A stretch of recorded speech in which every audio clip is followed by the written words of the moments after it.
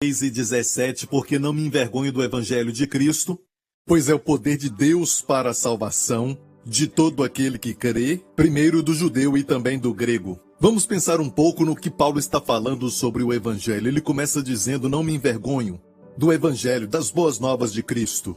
Por que Paulo disse não me envergonho? Tinha forças querendo fazer com que ele se envergonhasse? Sim, é porque o Evangelho é tão bom que existem forças e geralmente são as pessoas que, têm até um zelo pela obra de Deus, mas não com conhecimento. Eles andam ocupados tentando estabelecer a sua própria justiça e por isso não se submetem à justiça de Deus. São pessoas que caçavam Paulo. Ele não era caçado por pecadores, querendo pegá-lo o tempo todo, ou ateístas que queriam talvez apedrejá-lo. Ele era perseguido por pessoas que queriam estabelecer a sua própria justiça, não queriam a justiça de Deus, porque a justiça de Deus é dada a nós como um dom. Você não pode salvar a si mesmo. Você é salvo pela graça, pela fé, e isso não tem nada a ver com você, nada a ver com as obras, para que ninguém se glorie nisso. Eles não gostavam disso, e tem pessoas que não gostam dessa mensagem. E então eram forças que tentavam envergonhar Paulo, e Paulo disse, eu não me envergonho do Evangelho de Cristo. E não se esqueça, o Evangelho de Cristo é o Evangelho da graça. Nós vimos também em Gálatas capítulo 1 que Paulo disse, me admiro, estou chocado, estou surpreso que vocês rapidamente se moveram daquele que vos chamou para a graça de Deus para um outro evangelho. Perceba, ele fala da graça de Deus e depois fala de outro evangelho, certo? Deus se chamou para a graça de Deus, mas vocês foram para outro evangelho. Ou seja, a graça de Cristo é o evangelho que Paulo pregava. Aleluia! Até em Atos, Paulo disse, eu testifico do evangelho da graça de Deus. Amém? O evangelho é o evangelho da graça. A graça não é um assunto, a graça não é um ensinamento, a graça é a pessoa de Jesus Cristo. E quando pregamos a graça, pregamos sobre Jesus, a beleza da sua pessoa e a excelência de tudo que ele é, e também a perfeição da sua obra na cruz. E o que ele conquistou na cruz é tão grande que ainda estamos descobrindo. E eu oro em nome de Jesus Cristo que esta revelação venha nos transformar. Amém? Em pessoas que glorificam a Jesus. Aleluia. Glória a Deus. E aqui diz assim, não me envergonhe do Evangelho de Cristo, porque é o poder de Deus. Nós falamos que o Evangelho é o poder de Deus para a salvação. E salvação aqui não é só do inferno. Não é ser salvo só da condenação eterna, mas também ser salvo aqui e agora. É a mesma palavra usada para cura, bem-estar, prosperidade, proteção. E é assim que Strong define isso, salvação.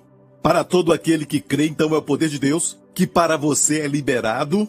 Amém? O poder de Deus para a sua salvação e plenitude, proteção. Você quer o poder de Deus liberado para uma certa área da sua vida? Ele é liberado pelo Evangelho de Cristo, pela pregação do Evangelho de Cristo. Quanto mais você ouve o Evangelho de Cristo, mais você recebe. Quando eu falo isso, tem pessoas que podem dizer, bem, eu creio no Evangelho, eu agora sou salvo. Bem, muitas vezes ouvimos o Evangelho, mas nos esquecemos de como ouvimos, qual foi a parte que nos convenceu. Pensamos que é tudo sobre revelação de pecados. Mas se lermos aqui diz, porque neste Evangelho, nele, se descobre a justiça de Deus de fé em fé, como está escrito, mas o justo viverá pela fé. Ou então uma outra versão que fala sobre isso, o justo viverá pela fé. É aquele que pela fé é justo, viverá. E esta é a base do Evangelho. Neste Evangelho, Paulo não disse neste Evangelho, a pecaminosidade do homem é revelada. Não, é lógico, está nele. O homem precisa de um Salvador. Se pregamos o Evangelho é porque o homem está perdido no pecado. Isso é verdade. Mas o Evangelho não é a revelação do pecado do homem. O Evangelho é uma revelação do dom da justiça que Deus o fez disponível a todo homem por causa do que Cristo fez na cruz. Aleluia! Aleluia! E eu acho que muitas vezes esse é o desafio que nós temos. Porque alguns acham que precisamos falar mais sobre o pecado nas igrejas. Temos que falar mais do pecado, mas a Bíblia diz que se todos os sacrifícios do Antigo Testamento tivessem funcionado, aqueles ministrantes então não teriam mais consciência do pecado. Paulo falou sobre isso em Hebreus capítulo 10, verso 1 assim, porque tendo a lei a sombra dos bens futuros, e não a imagem exata das coisas, nunca pelos mesmos sacrifícios que continuamente se oferecem cada ano, pode aperfeiçoar a consciência, os que a ele se chegam. De outra maneira, teriam deixado de se oferecer. Porque purificado uma vez os ministrantes, nunca mais teriam consciência de pecado. Olha isso. Uma vez purificados, amém, a palavra rapax, uma vez purificado, uma vez purificados, não teriam consciência do pecado. Então essa ideia de consciência do pecado parece que é um tipo de brasão para a santidade na igreja. Dizem que quanto mais consciente você estiver do pecado, mais você vai fazer algo. Quanto mais você pensar no pecado, mais vai ser liberto dele. Isto é o oposto da verdade. Se você é consciente do pecado, e porque você é consciente do pecado, você vai ver então a realidade da queda e vai ver que não pode vencer o pecado com as suas forças. Mas é só pelo evangelho de Jesus Cristo. Vem quando você aceita o dom da justiça, porque você vai ver que quando o pecado abunda, a graça superabunda. Aleluia! Obrigado, Senhor Jesus. Amém. Então, no Evangelho, está a revelação da sua justiça. E se você vê 2 Coríntios 5, verso 21, diz assim: aquele, falando de Jesus, que não conheceu o pecado, o fez pecado por nós, para que nele fôssemos feitos justiça de Deus. E você percebeu que tem dois fez aqui? Um é Deus que fez Jesus pecado por nós, e o outro é para que nós fôssemos feitos. Nele é justiça de Deus. Então, dois feitos aqui, mas sabia que no grego são duas palavras diferentes? E é muito interessante, porque o primeiro fez, por isso tem uma versão que traduziu assim: ele foi feito pecado por nós, para nos tornarmos a justiça de Deus nele. Mas essas duas palavras do verbo fazer são diferentes no grego. No grego, o primeiro, Deus fez Jesus pecado por nós. A palavra ali é a palavra poio. Poio, que quer dizer fazer, especialmente algum tipo de arte. Amém, fabricar, dá uma ideia de criar algo que é amável. Mas no contexto aqui vemos que Deus fez Jesus pecado por nós. Parece o oposto, mas na verdade é necessário grande, podemos até dizer uma obra de arte, algo grande, sabe, no aspecto da beleza do Senhor, de nos amar tanto que ele derramou os nossos pecados sobre Jesus e fez Jesus pecado por nós. Então essa palavra grega poiô é de onde tiramos a nossa palavra poema. Você conhece a palavra poema? Essa palavra é usada pelo apóstolo Paulo no texto que eu citei anteriormente: pela graça sois salvos pela fé, isso não vem de vós, mas é dom de Deus, não por obras para que ninguém se glorie. E continua dizendo: mas nós somos feitura sua, criados em Cristo Jesus para toda boa obra que Deus ordenou para que nelas andássemos. Deus ordenou que nós então andemos nestas boas obras que Ele destinou todos nós. E a sua boa obra, a minha boa obra são diferentes. Amém? Mas Deus ordenou isso para todos nós, para que andemos nas boas obras. Mas olha este verso: nós somos feitura sua.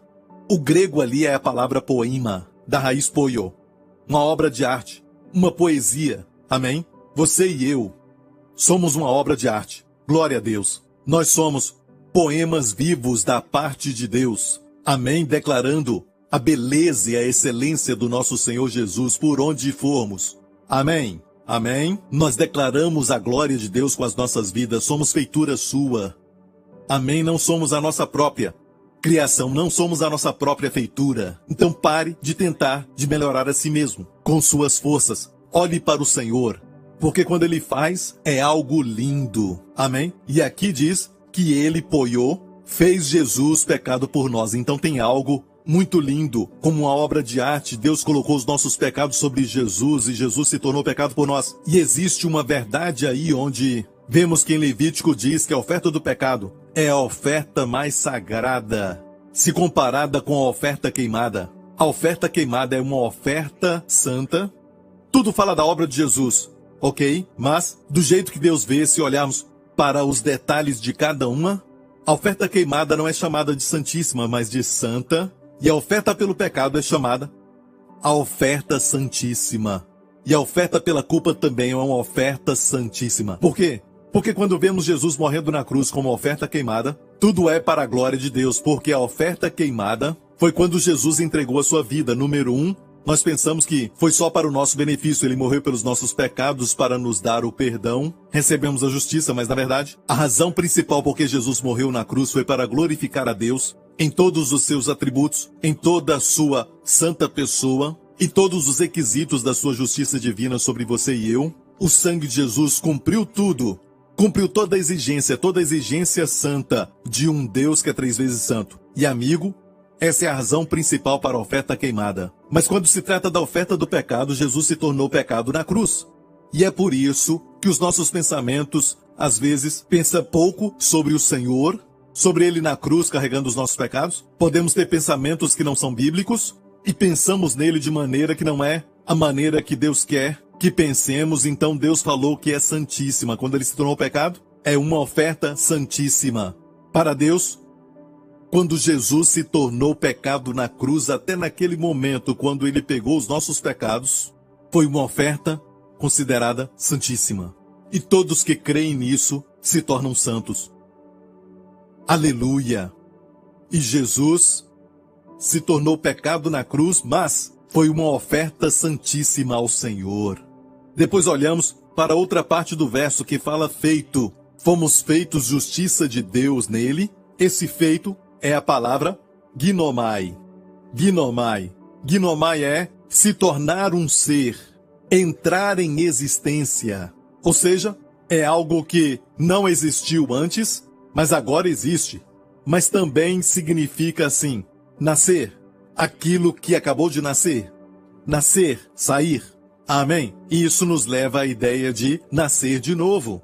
Amém? Você sabia que quando você nasce de novo, você nasce a justiça de Deus. A Bíblia diz em Efésios que fomos criados em justiça e verdadeira santidade. E perceba que, como nós nos afastamos da conduta ruim, dos vícios malignos do velho homem, para sermos novos, como realmente somos, é pela renovação da nossa mente, renovando o nosso entendimento. Como fazer isso? Colocando foco no novo homem. Assim você se afasta daquela conduta, daquele velho homem, hábitos pecaminosos, amém? A conduta destrutiva. Nos afastamos de tudo isso, nos focando no fato de que hoje, você e eu devemos colocar isso na nossa mente. Essa mudança é feita quando focamos no fato de que hoje fomos criados em justiça e verdadeira santidade. Aleluia! Então, na cruz, Deus fez Jesus pecado por nós. Na cruz, para que você e eu nos tornemos como nascendo uma nova espécie que não existia antes. Amém? Fomos feitos uma nova criatura, criados em justiça e verdadeira santidade. Você se tornou a justiça de Deus em Cristo e todo o inferno treme quando sabe que você conhece não só na sua cabeça, amém, mas de coração, que é assim que se torna a justiça de Deus. E mesmo você se sentindo injusto, mesmo quando você erra, mesmo você estando longe de Deus, se você realmente nasceu de novo, você ainda continua a justiça de Deus em Cristo. Você precisa só chacoalhar esse pecado, você precisa parar com isso, porque esse não é você. Você é a justiça de Deus em Cristo. Amém? Glória ao nome de Jesus. Olha, alegra minha alma pregar sobre a justiça de Deus, porque tem muitos por aí, como na época do apóstolo Paulo, que disse que as pessoas, nos seus dias, os judeus daquela época, porquanto não conhecendo a justiça de Deus e procurando estabelecer a sua própria justiça, você viu isso? E muitos hoje dizem, ensinar sobre a justiça de Deus é muito bom, mas nós não podemos esquecer de procurar estabelecer a nossa própria justiça. E olha, não dá para ter ambos. É como óleo e água não se misturam. Ou você recebe a justiça de Deus, que é o que? Um dom, ou você procura então estabelecer a sua própria justiça. O que você quer? Uma é um profundo abismo de fracasso, amém, de depressão e trevas, e o outro traz paz, alegria, o fruto do Espírito. Literalmente, quanto mais você pensa nisso, quanto mais recebe isso, glória a Deus. A Bíblia diz que eles não conheciam a justiça de Deus, esse dom que vem Pela fé eles não conheciam, porque era algo que não existia ainda. Mas se tornou realidade quando Jesus morreu na cruz. Quando Deus poiou, fez Jesus pecado por você e eu. Você e eu nos tornamos a justiça de Deus em Cristo. Aleluia! Amém! E hoje Deus quer que tenhamos consciência disso. Vai te tornar soberbo? Vai fazer com que você empine o nariz e se sinta mais santo do que todos? Não. O outro caminho, tentando estabelecer a sua própria justiça, quando você acha que você está fazendo tudo certo, isso é o que então produz essa atitude de santarrão em muitos. Não o dom da justiça. Quando você recebe um presente, você se humilha. Amém? Você se enche de gratidão. E a palavra gratidão em grego é charis, que é também graça. Amém? Quando você recebe a graça, aleluia, você se enche de gratidão. Amém? Você dá graças a Deus, aleluia. Porque você sabe que não é sua obra, você só pode se orgulhar se você acha que conquistou algo por si mesmo. Você alcançou alguma coisa e alguém te elogia e você diz, olha, me sinto tão bem. Você olha para alguém, você acha que é menor, alguém que não alcançou aquilo e você se compara horizontalmente, então você vai encontrar alguém que você está sempre por cima. Ok? Mas se comparar com a justiça de Deus, isso nos humilha. Ok? O padrão de Deus. Por isso Deus deu a lei, não para justificar o homem por ela. Deus deu a lei para que a ofensa abundasse. Talvez você não gostou de ouvir isso. Eu vou repetir. Deus não deu a lei para que o homem cumprisse. Deus deu a lei para que a ofensa abundasse, para que o homem visse o seu pecado e quanto mais tentasse cumpri-la, e isso não tem nada a ver com a lei, mas é o que o homem é. E essa natureza pecaminosa precisava da lei, amém, para que levantasse o orgulho e dissesse, eu posso fazer isso, eu consigo fazer isso. E quanto mais tentasse, mais ia ver que a natureza pecaminosa só produz corrupção, só pode produzir degradação moral. E tem um verso aqui que o apóstolo Paulo fala em... Mas deixe-me terminar isso. Porquanto não conhecendo a justiça de Deus e procurando estabelecer a sua própria justiça, não se sujeitaram à justiça de Deus. Então você vê que não dá para fazer os dois. Ou você recebe a justiça de Deus, se sujeita a ela, ou você procura estabelecer a sua própria justiça. Se fizer isso, você não vai se sujeitar à justiça de Deus.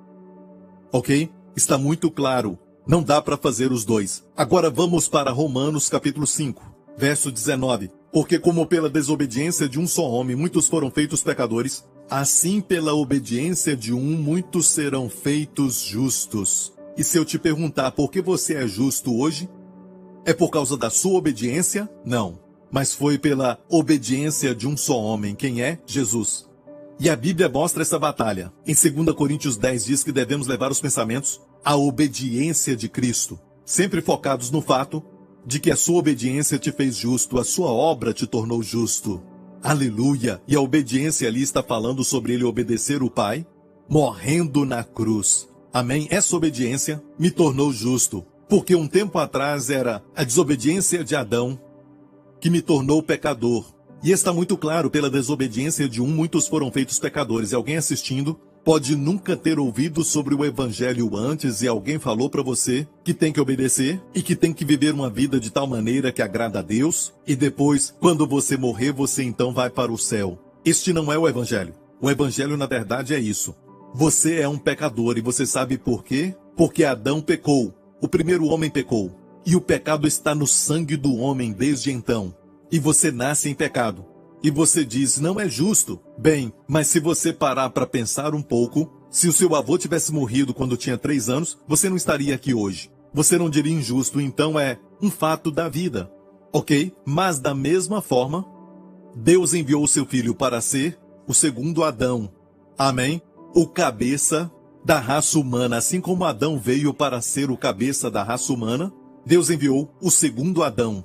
Jesus é o segundo Adão. E quando ele morreu na cruz, a sua obediência me tornou justo. Mas escute bem, às vezes, eu e você erramos, quer dizer que não obedecemos a Deus como deveríamos, mas escute, a nossa obediência não nos torna justos, então a nossa desobediência não nos torna injustos. Foi a sua obediência que me tornou justo, então Deus extraiu isso para que o homem não se gloriasse nos seus esforços. Deus tirou isso do esforço do homem, amém, em uma dimensão onde não pode ser tocada nem pelo diabo. Aleluia! A não ser que o diabo tire Jesus hoje do trono, assim eu e você seremos injustos. Mas nunca Deus fez de uma forma tal que Jesus se assentou porque a sua obra foi de uma vez por todas. Ele ofereceu um sacrifício pelos pecados para sempre. Em Hebreus 10 fala isso. Um sacrifício pelos pecados para sempre, não como os sacerdotes antigamente. Em pé o dia todo, oferecendo repetidamente. Em pé o dia todo, oferecendo repetidamente. Depois veio Jesus e nos fala assim, que este homem ofereceu um sacrifício, não repetidamente, um sacrifício, ele mesmo na cruz. Amém? E em vez de ficar em pé o dia todo como sacerdotes, ele se assentou. Uma vez para sempre, aleluia, ele se assentou porque a obra foi concluída. Glória ao nome de Jesus. Amém? Precisamos saber disso, precisamos meditar nisso, desfrutar disso todos os dias, porque é a verdade. Amém? E dar a Deus a glória, porque quando você agradece alguém que te deu um presente, quem te dá fica satisfeito, quem te dá se alegra. Amém? Glória a Deus. Temos que dar graças a Deus e também dar graças a Deus crendo nisso e vivendo assim. Amém? Desfrutando do fato de que você foi perdoado, você foi justificado aos olhos de Deus, aleluia, mesmo que você se sinta tentado ou o pecado te alcança, amigo, só confesse quem você é. O diabo quer te definir por seus hábitos. O diabo quer te definir pelos seus erros. Até os erros mais recentes. O diabo quer te definir pelos pensamentos maus. Mas este não é você. Você está num caminho. Mas o fato é que você foi feito a justiça de Deus no momento que você nasceu de novo, você nasceu a justiça de Deus e você tem que confessar quem você é. E quando você confessa isso, quem você é vai sempre superar o que você faz. Amém? Glória a Deus, lembre-se deste princípio. Quem você é a sua posição. O que você faz é o seu estado. Às vezes você fica deprimido, ok, às vezes fica triste, às vezes você até mesmo se sente um rebelde, você quer se rebelar, às vezes você sente, sabe, que você quer fazer algo bom, mas é o seu estado muda. Sua posição não. A sua posição é para sempre. Quem você é a justiça de Deus, essa é a sua posição. Nunca julgue a sua posição por seu estado. O seu estado muda. Pode ser bom, pode ser ruim no dia seguinte. Ok? É o seu estado. E ele não define quem você é, a sua pessoa verdadeira, a sua posição. Isso é permanente. Então sempre julgue o seu estado por sua posição. Olhe para os seus pecados bem nos olhos. Não negue, não invente desculpas, mas diga, eu não sou assim. Eu não sou uma pessoa com ódio, eu não sou uma pessoa irada, eu não sou uma pessoa deprimida, eu não sou uma pessoa triste. Esse não sou eu. Eu sou a justiça de Deus em Cristo. Julgue seu estado por sua posição. Nunca deixe que o diabo te diga que você é o seu estado, que o seu estado te define. Nunca julgue sua posição por seu estado. E precisamos lembrar disso todo dia. Ok, igreja? Vamos ver Romanos 5 de novo. Logo depois disso nos mostra no verso 20, veio porém a lei para que a ofensa abundasse. Deixe-me parar um pouco e dizer isso. Veio porém a lei. Ou seja, a lei veio como de improviso. Essa palavra veio não é entrar pela porta da frente. É a palavra que é cará, a palavra do lado. É como ela veio ao lado, literalmente. A palavra no grego aqui, a lei veio, na verdade a lei veio ao lado. A lei foi acrescentada, adicionada, foi acrescentada. A quê? A promessa que Deus fez a Abraão, e foi uma promessa da graça, uma promessa incondicional, uma aliança incondicional. Sabe, Abraão não teve que fazer nada para ganhar as bênçãos da aliança. Deus deu a ele pela promessa. Deus deu para ele por uma aliança incondicional. Quer dizer que era tudo Deus. Deus disse, eu farei. Abraão só tinha que crer. E é por isso, quando uma aliança é incondicional, isso quer dizer que a única parte que é ativa, a única parte que vai executar é Deus. E a nossa parte é acreditar, amém, na sua palavra. Uma outra forma de definir a graça é assim: a graça é quando Deus faz, a lei é quando o homem faz.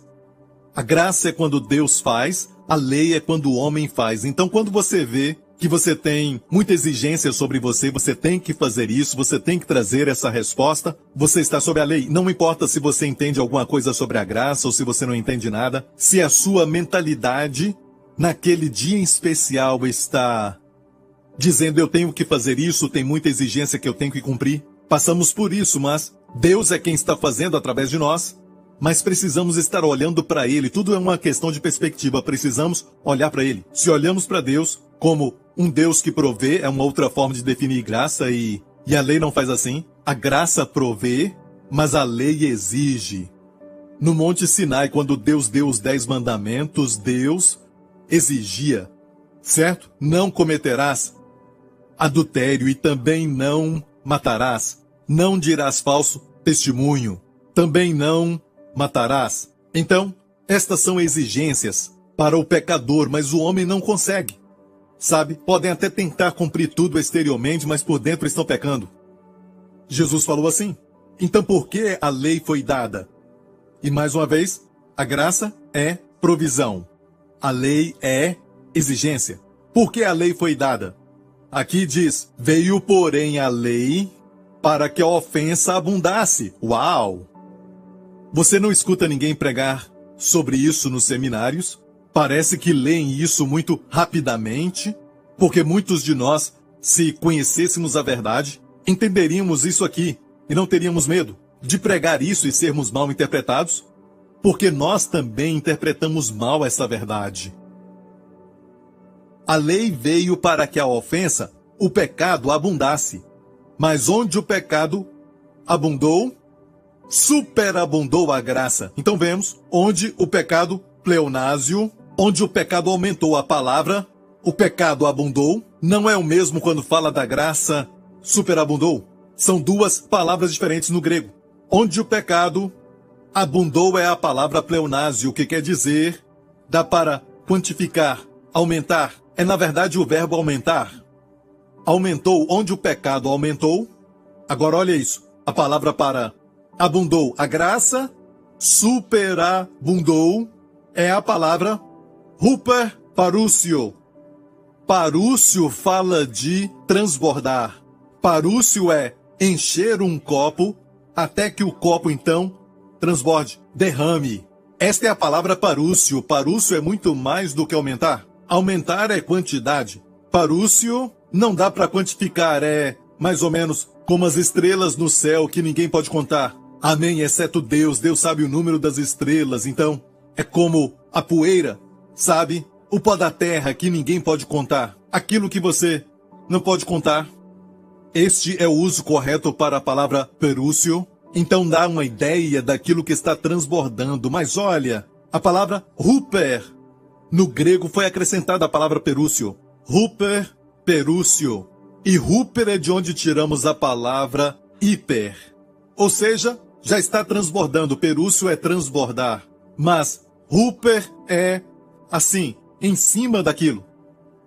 É acrescentado em cima daquilo. Em cima do quê? Em cima do transbordar. Uau! Glória a Deus! Obrigado, Jesus, onde o pecado abundou. Local onde o pecado abundou. Olha para a sua vida.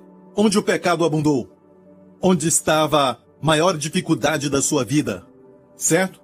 Esta é a área onde a graça de Deus superabunda. Amém? Até quando falamos de fraqueza, a minha graça te basta, porque o meu poder se aperfeiçoa na fraqueza. Certo? Deus falou isso. O meu desafio sempre foi, quando eu estava na escola, eu gaguejava muito e desde criança eu me lembro que eu gaguejava muito. Eu não conseguia falar nenhuma frase completa. Muito menos ficar aqui e dar uma palavra. E o professor então chegava e sempre me fazia ficar em pé e me falava para ler só para ver as minhas orelhas ficarem vermelhas e as garotas da classe rindo e eu me sentia tão envergonhado dessa fraqueza que eu tinha. Mas quando eu nasci de novo, eu não sabia muito, sabe, sobre a minha herança em Cristo, então eu não orava muito sobre isso. Eu até ficava com dó de uma certa forma de Deus, porque eu sentia que Ele não ganhou muito quando Ele me salvou, porque eu não tinha nada. Porque eu gaguejava, e eu falei para Ele, eu gaguejo. Eu gaguejo muito. Eu acho que eu não vou poder nem pregar o evangelho para ninguém se o senhor quer que eu pregue. Eu nem sonhava ficar em pé num púlpito para falar a sua palavra. Mas eu não consigo falar a palavra nem para um amigo, eu disse para o Senhor. E eu disse então, Senhor, vou te servir de outras formas, mas, olha, Senhor, eu te dou a minha vida e também o meu gaguejar, essa minha fraqueza. E esta área que era a minha fraqueza, porque pecar é errar o alvo, onde eu estava errando o alvo, foi a área onde a graça de Deus superabundou. E às vezes superabunda, e por isso eu quero pregar e pregar e pregar. Não se preocupe, eu tenho alguém que me controla, com um relógio na minha frente eu vou terminar, mas eu digo que a graça foi tão superabundante que muitas vezes, sabe, você vai sentir que você está sendo guiado por alguém, o Espírito Santo. E eu me sinto assim às vezes, eu sei o que esse verso diz. Mas se pregar isso, alguns vão dizer, você está falando onde o pecado abundou, a graça superabunda, as pessoas então vão querer pecar. Este é o raciocínio lógico, certo? É a conclusão lógica, é o pensamento lógico. É da mente humana, não é de Deus. Não é a lógica divina, não é o pensamento divino. Olha este verso. Este verso está dizendo, onde o pecado abundou, a graça superabundou. Eu gostaria de parar um pouco e te falar o seguinte. Olha as histórias da Bíblia. Davi teve muitos filhos, mais de 10 filhos. Mas de todos eles, quem Deus escolheu? Deus escolheu aquele que era de Batseba, Salomão, que se tornou rei. Por quê? De todas as mulheres de Davi, de todos os filhos que Davi teve, quem foi que Deus então escolheu? Aquele que nasceu de Batseba. E quem foi Batseba? A mulher com quem Davi cometeu adultério. Olha, eu não estou dizendo cometa adultério e a graça vai superabundar. Nem o apóstolo Paulo, mas ele está dizendo onde houve o pecado, e aquele pecado foi grande, onde o local, a graça superabundou se olharmos para o Senhor. Em vez de ficar triste olhando para o pecado e pensar que o pecado nos desqualifica e que não há esperança para o futuro, olhamos para o Senhor, e foi o que Davi fez, mesmo tendo pecado contra Deus. Ele olhou para o Senhor e olha, daquela mulher então Deus escolheu Salomão para ser rei. Amém. Quem foi aquele entre os 12 discípulos que foi capaz de negar a Jesus? Quem fez isso, falando até palavrões, negou conhecer Jesus? Pedro negou Jesus 3 vezes. A mesma boca que negou Jesus, alguns dias depois, porque ele olhou para o Senhor. Amém? Deus usou aquela boca que o negou. Depois de alguns dias, Deus usou aquela boca para proclamar o Evangelho de Jesus Cristo no dia de Pentecostes. Aleluia! E isso está escrito no livro de Atos, toda a sua mensagem. E a Bíblia diz que 3.000 pessoas foram salvas. Aleluia! Esta foi a boca da graça. Igreja, amém? Amém? Quando a lei veio no Monte Sinai, 3.000 pessoas morreram. Agora a graça foi declarada ontem no Monte Sião. Quando a graça foi proclamada no Monte Sião, no dia de Pentecostes, a graça, não a lei, e o Espírito foi dado, o que aconteceu? 3.000 pessoas foram salvas. A letra mata, mas o Espírito vivifica. Aleluia! Em vez de olhar para sua fraqueza como algo ruim na sua vida, e você deseja nunca ter tido essa fraqueza, ou está deprimido por causa da fraqueza, ou por causa do pecado, dos seus pecados. Você tem um hábito pecaminoso e não consegue se livrar disso. Você devia se alegrar com a superabundância da graça que vai cobrir tudo isso, porque você, com essa fraqueza, você tem algo que ninguém tem. A graça superabundante nesta área. E se receber esta graça superabundante, o seu testemunho vai ser tal que vai glorificar o Senhor Jesus Cristo. Amém. Alguém vai dizer, esta é a mesma garota que tinha tanto medo? Ela parece tão ousada. Quando ela fala a palavra, este é aquele homem que estava viciado em drogas, e temos testemunhos de pessoas que fazia isso, que era viciado em drogas, e eu falei de alguns testemunhos assim nestas últimas semanas. Estão no nosso website, você pode ler lá todos os testemunhos. Tantas pessoas presas por vícios e também em pecados, principalmente pornografia. hoje estão livres, aleluia, foram santificados, não tem nem mesmo o desejo. Nós ouvimos testemunhos assim, porque a libertação não é querer algo, mas agora você não faz mais. É também não querer mais. Aleluia. Glórias a Deus. E é muito fácil para muitos tirar conclusões erradas e dizer, você está falando que temos que pecar para que a graça abunde. É exatamente a acusação que foi feita contra o apóstolo Paulo. Em Romanos 6, Paulo fala assim, Romanos 6 vem logo depois de o que acabamos de ler, onde o pecado abundou, a graça superabundou, Romanos 5. E aqui, Paulo disse, que diremos, pois, permaneceremos no pecado para que a graça abunde? De modo nenhum. Nós os que estamos mortos para o pecado, é a nossa posição, que quer dizer que já aconteceu, não pode ser repetido. Nós que estamos mortos para o pecado, como viveremos ainda nele? Muitas pessoas, quando citam este verso, permaneceremos no pecado para que a graça abunde, eles dizem, não faça. Não peque. Como se, tivéssemos poder de não pecar. Mas Deus diz assim, não, é uma impossibilidade. Como nós que estamos mortos para o pecado, viveremos ainda nele. Ou seja, você pode pecar, mas não vive pecando. Amém? Você pode errar aqui e lá, mas não vive no pecado. Creio que quem vive em pecado nunca nasceu de novo, para começar a conversa. Viver quer dizer, você continua como um estilo de vida, de praticar este pecado. Você tem que nascer de novo. Ok, mas ele disse que quem morreu para o pecado, como pode permanecer nele? Amém? E por que o apóstolo Paulo responde isso? Vamos permanecer no pecado para que a graça abunde? Esta é a acusação que faziam contra ele. Eu acho que foi o Dr. Martin Lloyd Jones, muitos anos atrás, aquele famoso pastor de Westminster, que falou assim, que por que será que as pessoas acusavam Paulo de pregar assim, vamos pecar mais para que a graça abunde? E Paulo teve que responder, vamos permanecer no pecado para que a graça abunde? É o que eu estou ensinando? Não, de modo nenhum, ele disse.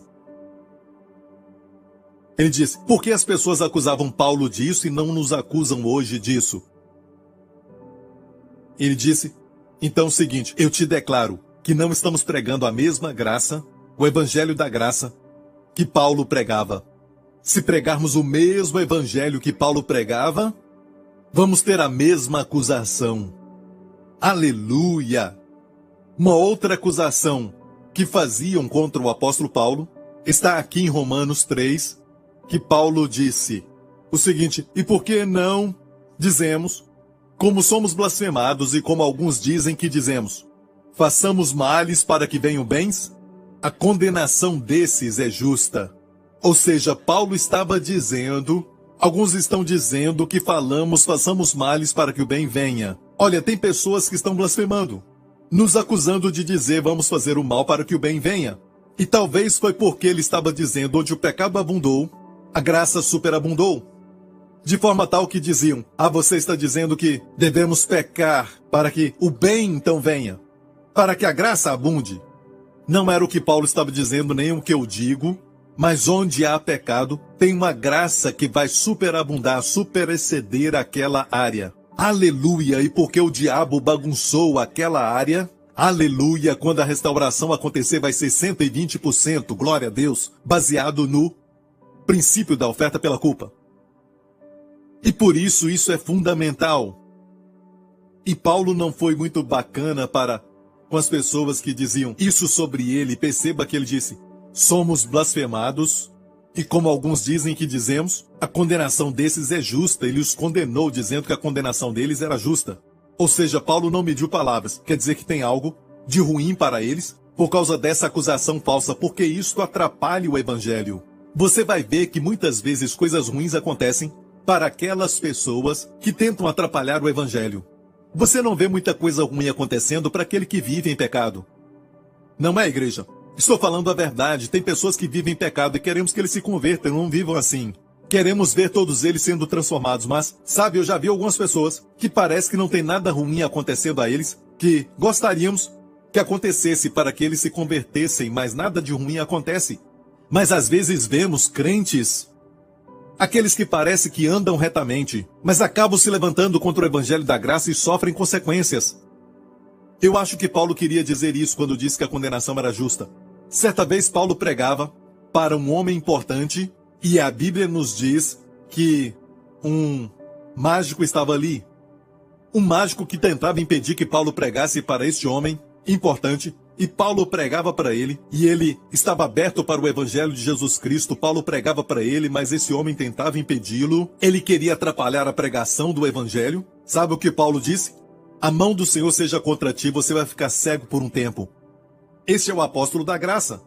Perceba que o julgamento foi severo para a pessoa que se levantou contra a graça. Até Paulo mesmo, quando ele fala para uma igreja carnal, que quando olhamos para o Novo Testamento sabemos que é a igreja de Corinto. Tinha muita coisa ruim acontecendo, orgias. A história fala das prostitutas do templo e também que as pessoas se embriagavam na Santa Ceia. Tinha até mesmo irmãos se levantando contra irmão nas cortes. Todo tipo de carnalidade acontecendo ali, mas Paulo começa dizendo, no capítulo 1, falando para a igreja, dizendo aos santos, Deus é fiel, que vos chamou para a comunhão com seu Filho. Vocês não têm falta de nenhum dom, os elogiando, falando que eles ainda eram santos. Aleluia, apesar de tudo que estava acontecendo, depois ele começa corrigindo. Mas mesmo a sua correção é cheia de graça, não sabeis? Que sois moradas do Espírito Santo, ele falou para eles. Talvez vocês não sabem, mas eu vou falar. E se você sabe, você precisa colocar isto como um fato de que você é o templo de Deus. Aleluia! E aqui vemos Paulo os elogiando, dizendo que eles não tinham falta de nenhum dom. Mas olha, em Gálatas, qual foi o crime? Qual foi o pecado de Gálatas? Eles estavam desviando do evangelho da graça para tentar cumprir a lei. Ou estavam tentando colocar a lei no evangelho da graça. E isso era algo que Paulo não queria comprometer. Ele começa abrindo o capítulo e não tem aquela saudação que Paulo tem nas suas cartas, até para a igreja carnal de Corinto, mas Paulo vai direto ao ponto. Ele disse, maravilhe-me que tão depressa passasseis daquele que vos chamou à graça de Cristo. Para outro evangelho ele pronuncia uma dupla maldição sobre qualquer um que pregasse outro evangelho e não o evangelho da graça. Todo o contexto daquela passagem é sobre quem passa do evangelho da graça de Cristo para outro evangelho. E Paulo disse que há um duplo anátema, uma dupla maldição sobre qualquer que pregue outro evangelho e não o evangelho da graça. E eu decidi muito tempo atrás. Amém? Porque eu não sou nenhum bobo. Não vou ficar debaixo da maldição, que é maldição dupla, especialmente para pregadores. É uma dupla maldição para pregadores que pregam outro evangelho que não seja o da graça. Mas eu vou pregar o evangelho da graça. O mesmo evangelho que Paulo pregava. É a única esperança para este mundo decaído. Este mundo onde agora mesmo temos visto todo tipo de moralidade, as pessoas nas trevas, que agora mesmo nós vemos esses pecados grandes e podemos nos levantar contra isto, mas a resposta está no evangelho de Jesus Cristo. Vamos pregar o evangelho de Jesus Cristo, igreja. E o evangelho vai resolver tudo. Amém? Amém, amém, amém. Se eu pregar o evangelho da graça, você é duplamente abençoado.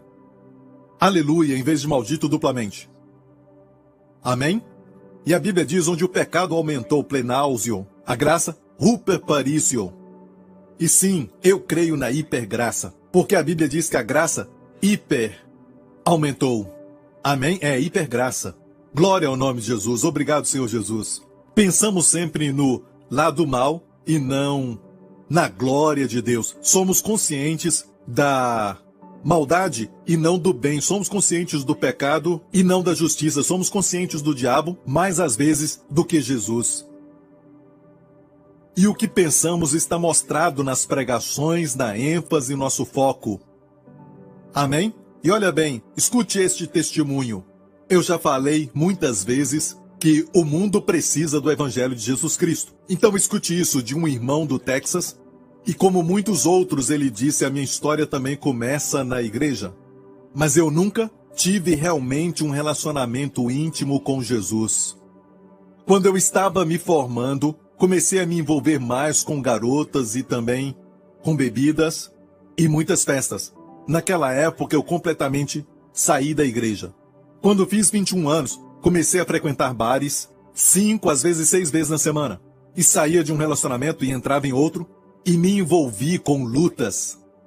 Certa noite, quando eu vim para casa à tarde, eu entrei no meu quarto que eu dividia com meu irmão de 11 anos e pensei comigo mesmo: como posso ser o homem que sou agora e ainda querer que o meu irmão olhe para mim?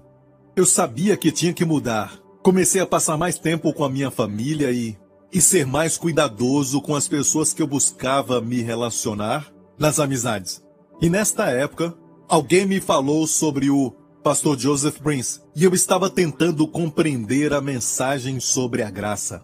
Enquanto esperava os meus amigos para sair com eles, eu decidi assistir uma mensagem do pastor Joseph Prince no celular. Eu não conseguia fugir daquele pequeno sussurro que estava me chamando. Meu coração estava clamando pelo único amor que satisfaz: Jesus.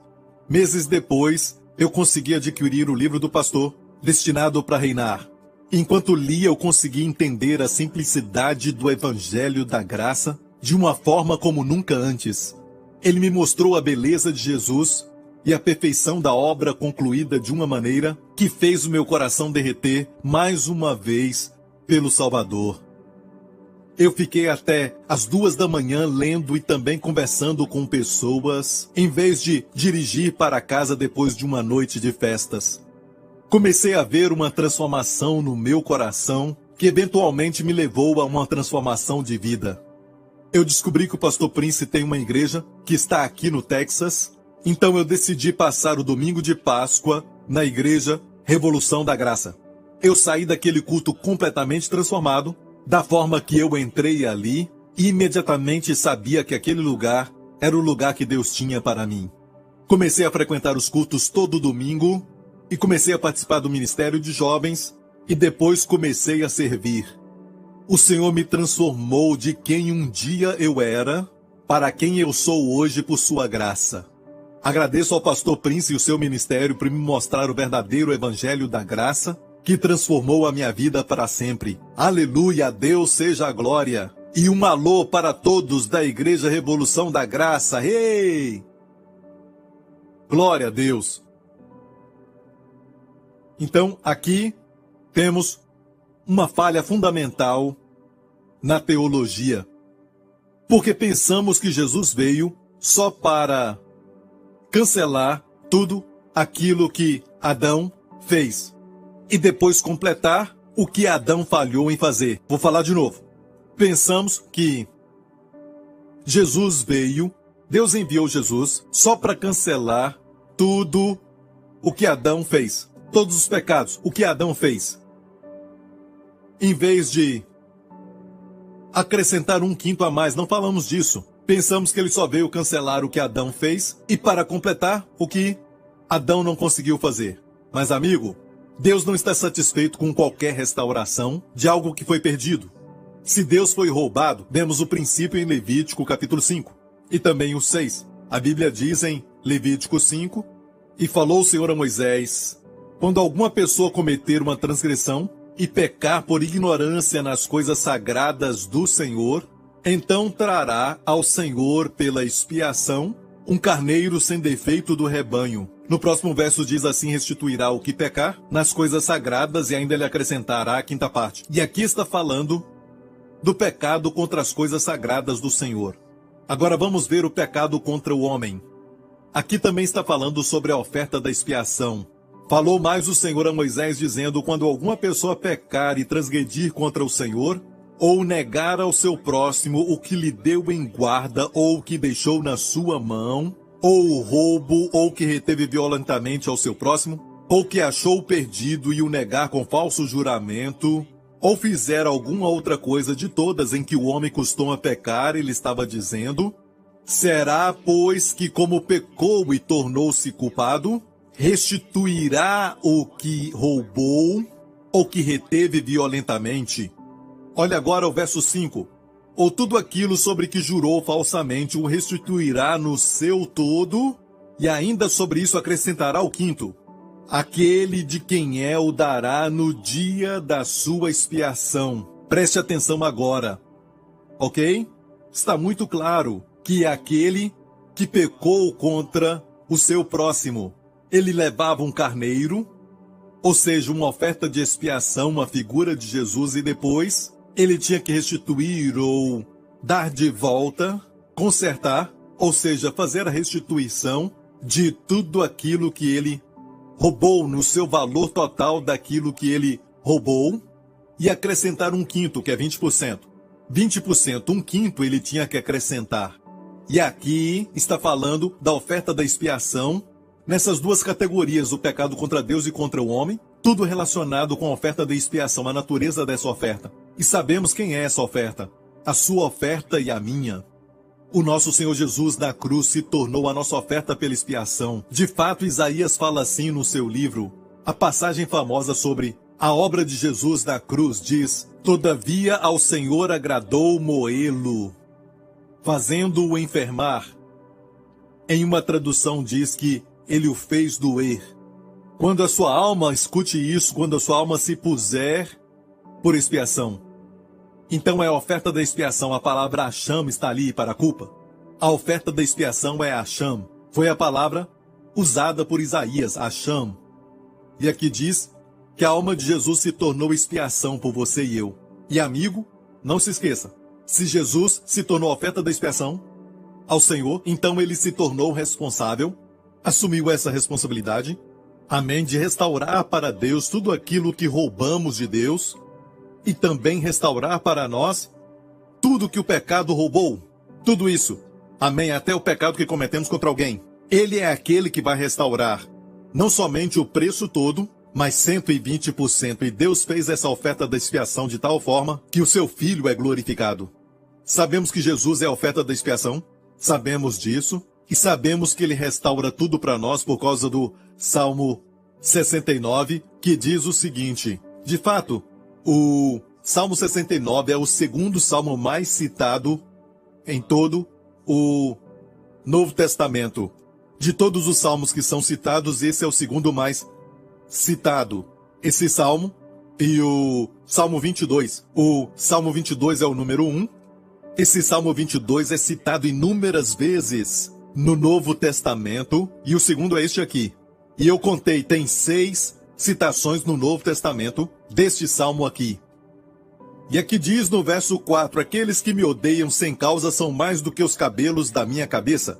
Aqueles que me odeiam sem causa, Jesus falou isso dele mesmo. Ele disse esta frase no cenáculo e ainda disse: isso aconteceu para que a palavra seja cumprida, que está escrita na lei deles. Me odiaram sem causa. Jesus falando de si mesmo. Ele citou este salmo sobre ele mesmo. Vamos continuar lendo esse salmo. Vamos direto para a última frase. Então restituí, eu restituí, o Senhor restitui aquilo que não furtei.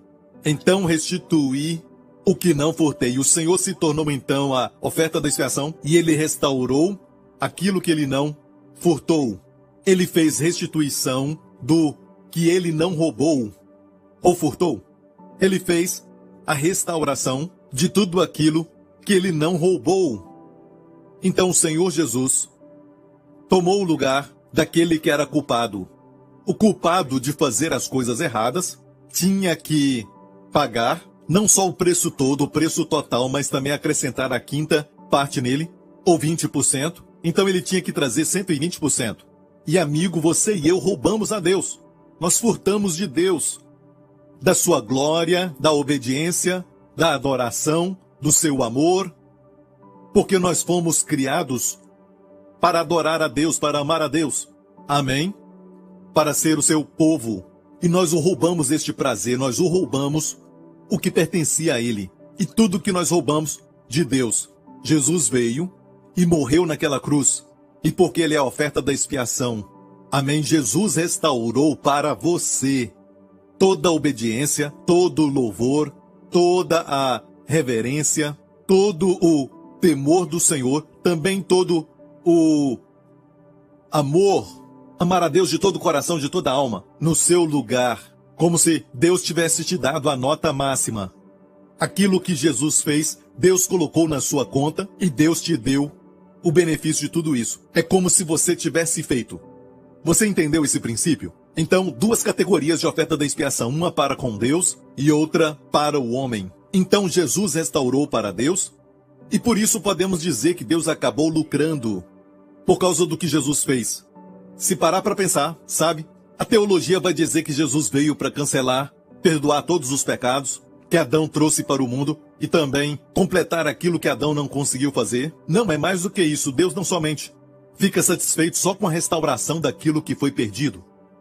Deus quer bênçãos maiores para o homem. Até o que roubamos dele. Deus diz, muito mais do que isso, eu quero abençoar o homem acima de tudo isso. E é lógico, uma grande glória para ele. Deus não ia ficar satisfeito só com a restauração daquilo que foi roubado.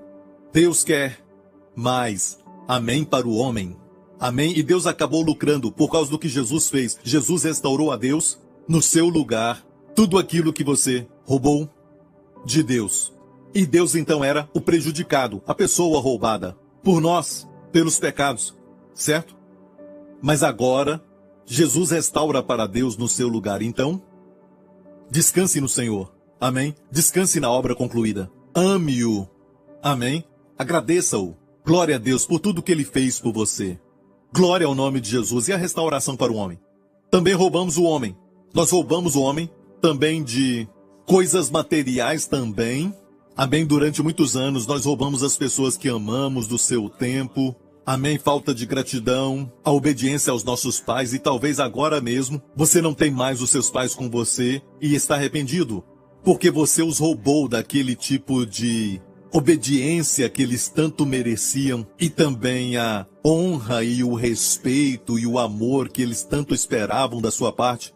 Mas você não fez nada disso e eles se foram. Agora eles estão com o Senhor e você está agora arrependido, muito arrependido, porque enquanto eles estavam vivos, você poderia mostrar a eles tudo isso. Mas amigo, até em momentos assim você deve saber que tudo foi coberto pela oferta da expiação.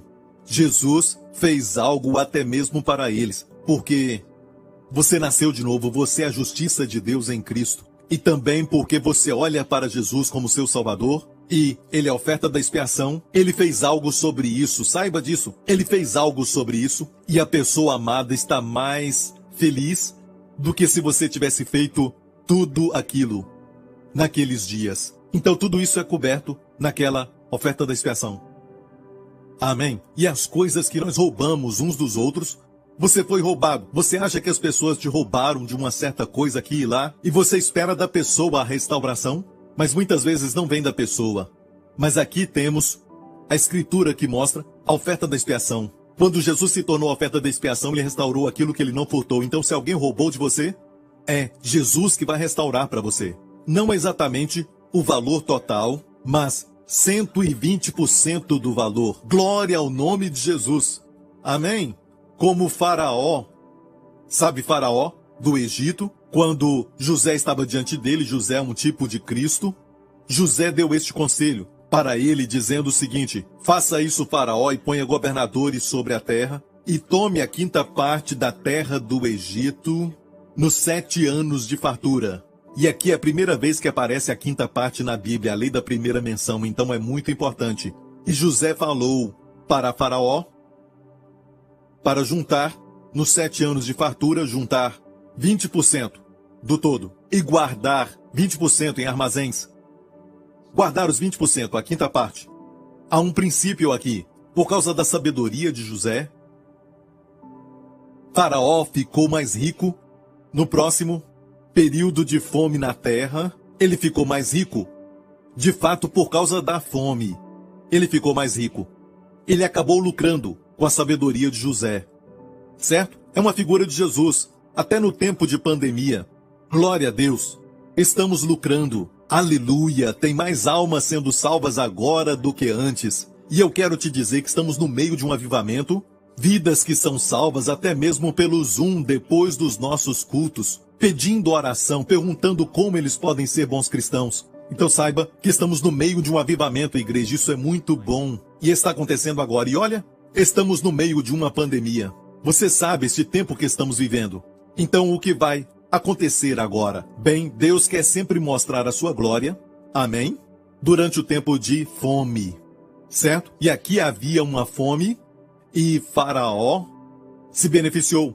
Faraó ganhou com a fome, de fato ele disse, sabe, eu me alegro que essa fome aconteceu, porque se ela não tivesse acontecido, não estaria tão rico como estou. E também se nós olharmos para o princípio da restauração, como na história do filho pródigo.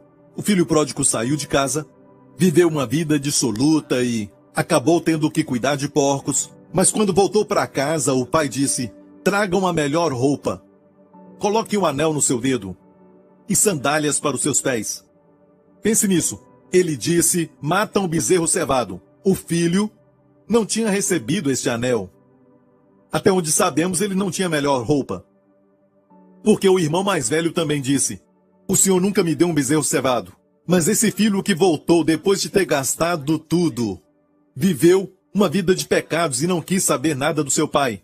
Ele voltou falido, vazio, e também recebeu aquele bezerro cevado, que é um tipo de oferta. Jesus Cristo, que é a oferta da expiação, trouxe para ele o lucro. Onde o pecado abundou, a graça superabundou. Esta é a teologia do Evangelho da Graça. Não é essa ideia que Jesus veio e somente restaurou aquilo que Adão perdeu.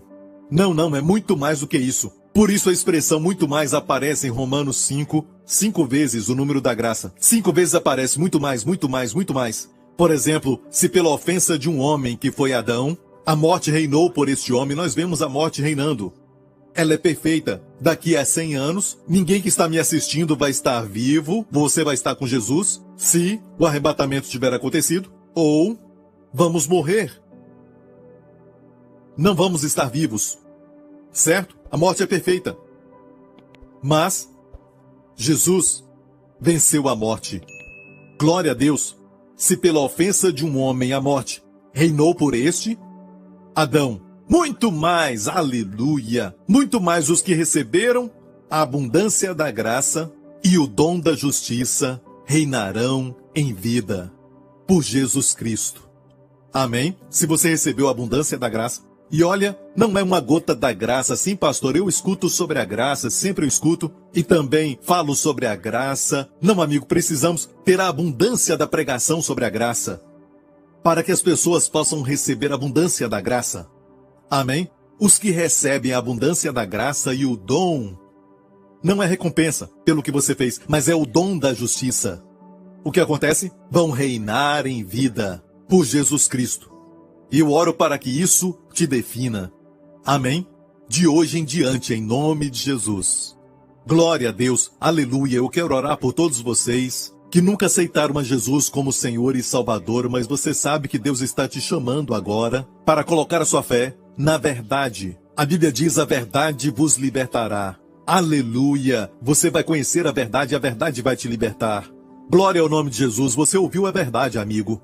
Agora se prepare para ser livre. Se você quer isso, quer aceitar a Jesus, e você crê que Jesus morreu no seu lugar, amém, ele carregou todos os seus pecados. Se você quer isso, faça essa oração agora mesmo. Amém, diga isso de coração. Diga, Pai Celestial, eu confesso que Jesus Cristo é o meu Senhor. Eu creio que Cristo morreu naquela cruz pelos meus pecados.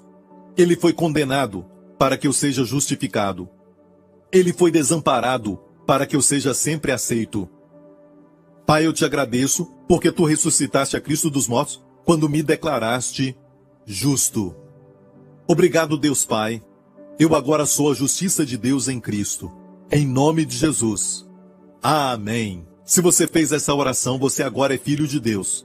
Amém. Se você orou de coração, você agora foi transportado do reino das trevas para o reino da luz, do poder de Satanás para o poder de Deus. Você agora é uma nova criatura em Cristo. Você nasceu de novo, como justiça de Deus em Cristo. Bem-vindo à família de Deus. Glória ao nome de Jesus.